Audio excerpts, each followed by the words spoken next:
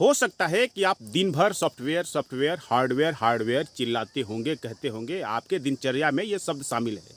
किंतु क्या आप जानते हैं कि सॉफ्ट पावर क्या है, हार्ड पावर क्या है?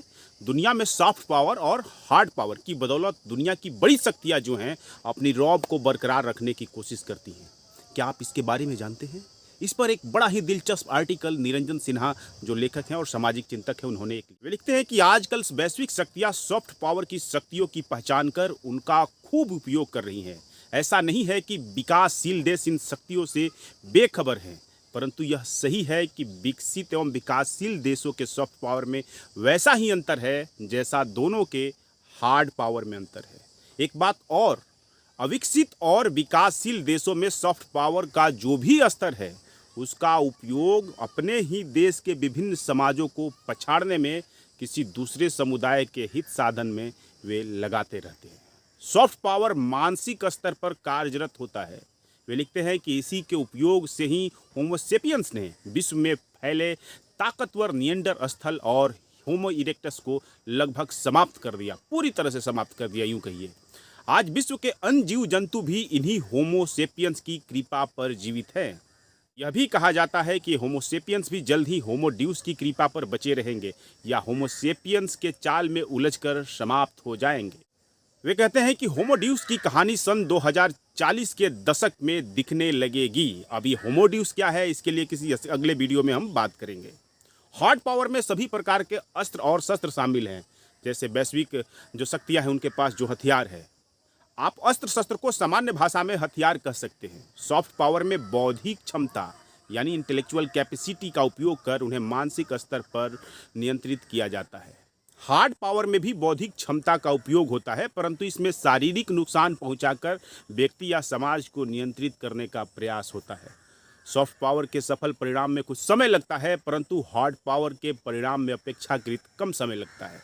यानी हथियार जो है हार्ड पावर है। सॉफ्ट पावर क्या है इसे आपको जानना जरूरी है यदि आज की आधुनिक दुनिया में आप रहना चाहते हैं। तो वैश्विक परिदृश्य का उदाहरण देते हुए कहते हैं कि सॉफ्ट पावर का परिणाम अस्थायी होता है और ज़्यादा प्रभावी होता है। हार्ड पावर का परिणाम अक्सर अस्थायी होता है और ज़्यादा प्रभावी भी नहीं होता है। वे कहते हैं कि अफगानिस्तान में हार्ड पावर असफल रहा है और तालिबान का जो सॉफ्ट पावर है वह सफल रहा है। यह बात अलग है कि किसी का सॉफ्ट पावर नकारात्मक होता है और किसी का विध्वंसात्मक होता है और किसी का सकारात्मक होता है और रचनात्मक होता है। यह अलग बात है। आगे वे लिखते हैं कि विश्व की बड़ी शक्तियाँ अपने टारगेट क्षेत्रों में कई स्तर पर सॉफ्ट पावर का उपयोग करती हैं। इन वैश्विक शक्तियों में प्रमुख देश चीन, संयुक्त राज्य अमेरिका, रूस शामिल है। चीन का सॉफ्ट पावर का तो प्रभाव यह है कि इसके विरुद्ध अमेरिका भी बोलने से बचता रहता है। अन्य पीड़ित देशों की तो औकात ही नहीं है। सॉफ्ट पावर में मानसिक नियंत्रण के लिए उसकी संस्कृति को प्रभावित करना होता है। सांस्कृतिक सोच, व्यवहार और आचरण करना ही किसी की संस्कृति होती है और यही असली सॉफ्ट पावर होता है। किसी व्यक्ति या समाज की मानसिक अवस्था या क्रियाशीलता को ही संस्कृति कहते हैं। यानी यह जो है एक तरीके से इसे सॉफ्ट पावर के रूप में संस्कृति को भी आप देख सकते हैं। उसके तहत जो भी गतिविधियां होती है उसके क्या प्रभाव होते हैं। इस सांस्कृतिक क्रियाशीलता यानी अवस्था का निर्धारण उस समाज के इतिहास बोध से होता है। इसलिए लेखक जॉर्ज ऑरवेल कहते थे कि जो इतिहास पर नियंत्रण करता है वह भविष्य पर भी नियंत्रण करता है।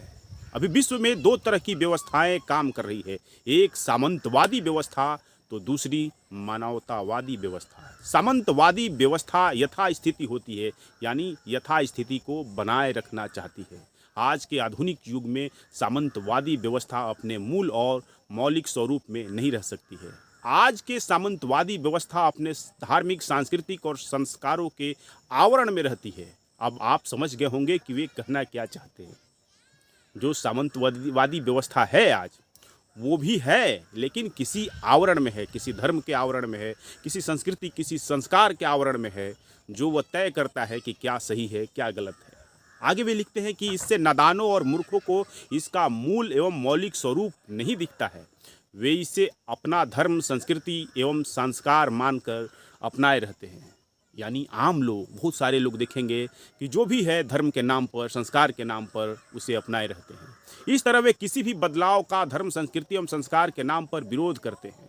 जो भी अगर बदलाव होता है वे कहते हैं नहीं, ये धर्म का मामला है, हाँ, इसके लिए यदि इस तथाकथित धर्म, संस्कृति एवं संस्कार को पुरातन, सनातन, ऐतिहासिक और पौराणिक रूप से स्थापित किया जा सके तो यह सभी के लिए गौरवशाली बन जाते हैं और इसका अनुपालन करना जान से भी प्यारा हो जाता है। मानवतावादी व्यवस्था विज्ञान, तर्क, विश्लेषण एवं विवेकशीलता पर आधारित होता है। इसलिए ऐसा समाज एवं संस्कृति आज विकसित है। जहाँ पर मानवतावादी व्यवस्था है वो समाज संस्कृति विकसित है। वे कहते हैं कि ये ही अब सॉफ्ट पावर का उपयोग कर रहे हैं। पेगासास सॉफ्टवेयर भी सॉफ्ट पावर का उदाहरण है। वे कहते हैं कि आज डाटावाद का उपयोग इसी सॉफ्ट पावर में हो रहा है, जिसके बारे में अधिकांश देश बेखबर है। इन विकसित देशों से आयातित उपकरणों एवं हथियारों में सॉफ्टवेयर एवं सेंसरों का उपयोग होता है। ये सॉफ्टवेयर कब और कितना किनके नियंत्रण में रहेंगे यह तो समय ही बताएगा। उम्मीद है कि आप सॉफ्ट पावर की शक्तियों एवं प्रभावशीलता को समझ गए होंगे। यानी आप भी इन शक्तियों को पहचाने, वैश्विक जगत में क्या हो रहा है, ताकत कहाँ है, इन चीज़ों पर ध्यान दें, इसके बारे में विवेचना करें। तब आपके देश में सही विमर्श होगा और आपके देश में भी सही दिशा में बदलाव आएगा। अन्यथा जो हो रहा है वह अच्छा ही हो रहा है, जो होगा वह भी अच्छा ही होगा, यह कहकर आपको संतोष करना पड़ेगा। इसके सिवाय कोई विकल्प न बचेगा। आज के वीडियो में इतना ही, शेष फिर कभी।